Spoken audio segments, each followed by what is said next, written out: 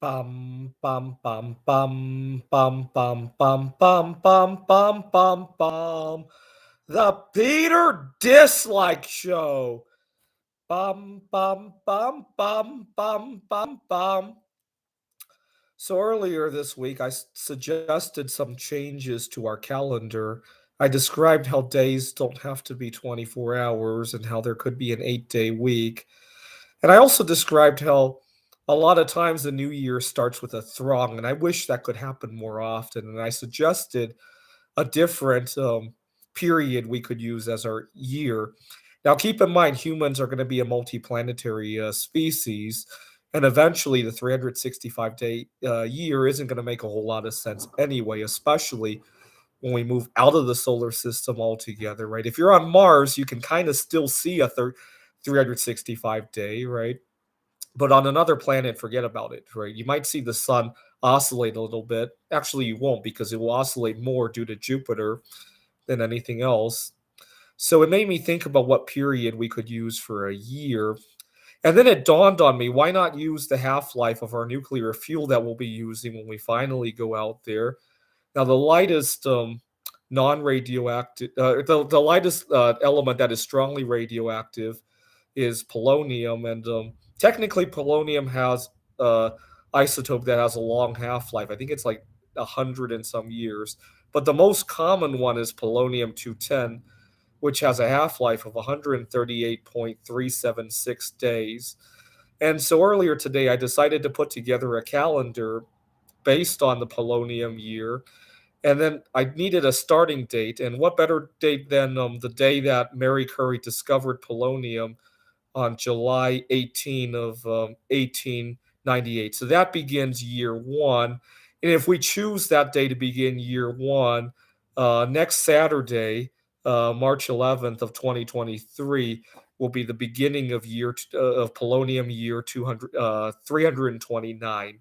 So happy New Year to all my viewers, and I'll make the first New Year's resolutions based on this year. So you guys saw at my art show yesterday, I was selling Bismarck. I make quite a bit of money actually, but my New Year resolution for year 329 is to network more with people.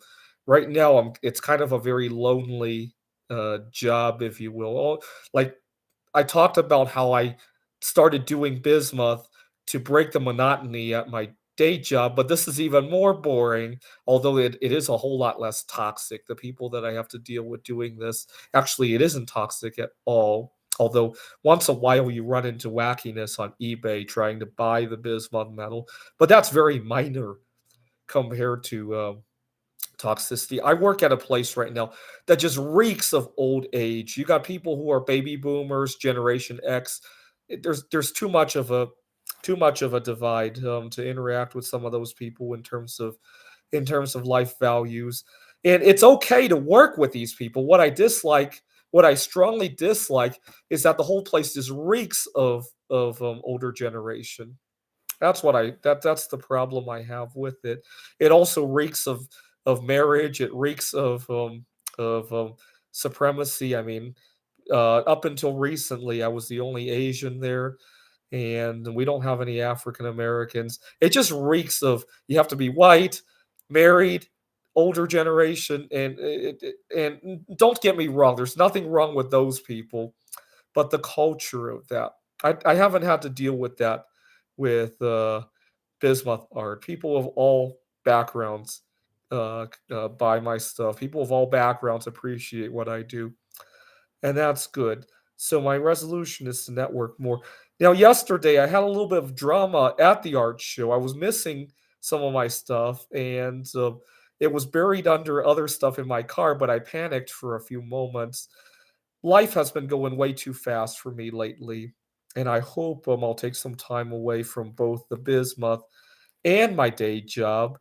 Now, ironically, hopefully, this summer I'll go visit one of Mary Curie's descendants, who was also dealing with prejudices. Obviously, Mary Curie dealt with a much stronger prejudice in her time. Uh, so, and then I'll go see lunar eclipse while I'm there. Um, I hope to speak up more for myself. I don't know. I looked everywhere about some of these prejudices I talk about, especially a workplace that just reeks of baby boomers. I couldn't find much information, but I hope to speak out for myself and hopefully turn that around. We did hire a few younger people, so that makes me feel a little bit better. Anyway, Happy New Year, 329. This is the Peter Dislike Show. Bum bum bum bum bum bum bum bum bum bum bum bum. The Peter Dislike Show. Bum bum bum bum bum bum bum.